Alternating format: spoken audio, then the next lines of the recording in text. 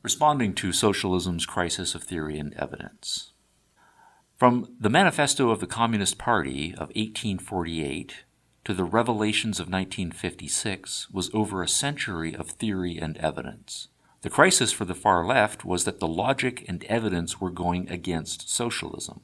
Put yourself in the shoes of an intelligent, informed socialist confronted with all this data. How would you react? You have a deep commitment to socialism. You feel that socialism is true and you want it to be true. Upon socialism, you have pinned all your hopes and dreams of a peaceful and prosperous future and all your hopes for solving the ills of our current society.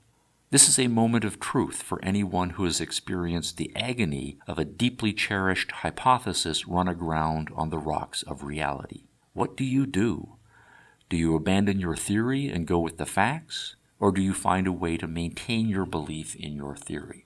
Here, then, is my second hypothesis about postmodernism.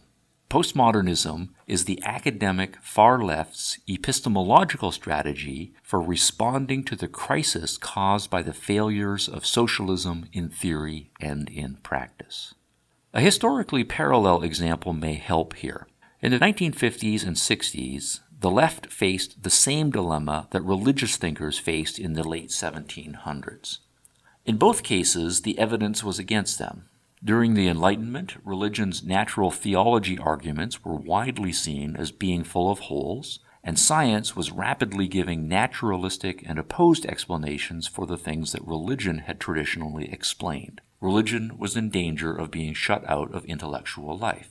By the 1950s and 60s, the left's arguments for the fruitfulness and decency of socialism were failing in theory and practice, and liberal capitalism was rapidly increasing everyone's standard of living and showing itself respectful of human freedoms. By the late 1700s, religious thinkers had a choice: accept evidence and logic as the ultimate court of appeal, and thereby reject their deeply cherished religious ideals, or stick by their ideals and attack the whole idea that evidence and logic matter.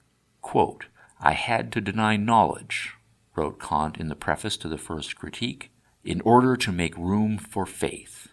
Unquote. Quote, "Faith," wrote Kierkegaard in Fear and Trembling, "requires the crucifixion of reason." Unquote. So he proceeded to crucify reason and glorify the irrational. The left thinkers of the 1950s and 1960s faced the same choice. As I will argue over the course of the next two chapters, the far left faced a dilemma. Confronted by the continued flourishing of capitalism and the continued poverty and brutality of socialism, they could either go with the evidence and reject their deeply cherished ideals, or stick by their ideals and attack the whole idea that evidence and logic matter. Some, like Kant and Kierkegaard, decided to limit reason, to crucify it. And for that purpose, Heidegger's exalting feeling over reason came as a godsend. And so did Kuhn's theory-laden paradigms, and Quine's pragmatic and internalist account of language and logic. That the leading postmodern intellectuals, from Foucault, Lyotard, and Derrida to Rorty and Fish, came of age in the 1950s and 1960s, then is not a coincidence. Postmodernism is born of the marriage of left politics and skeptical epistemology.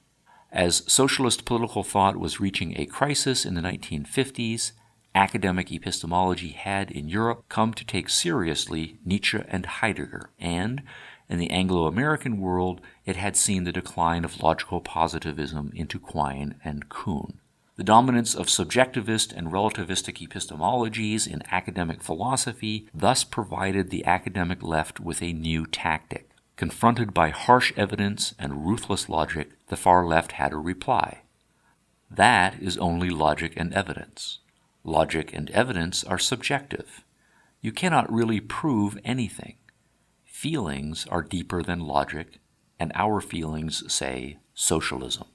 That is my second hypothesis. Postmodernism is a response to the crisis of faith of the academic far left. Its epistemology justifies the leap of faith necessary to continue believing in socialism, and that same epistemology justifies using language not as a vehicle for seeking truth, but as a rhetorical weapon in the continuing battle against capitalism.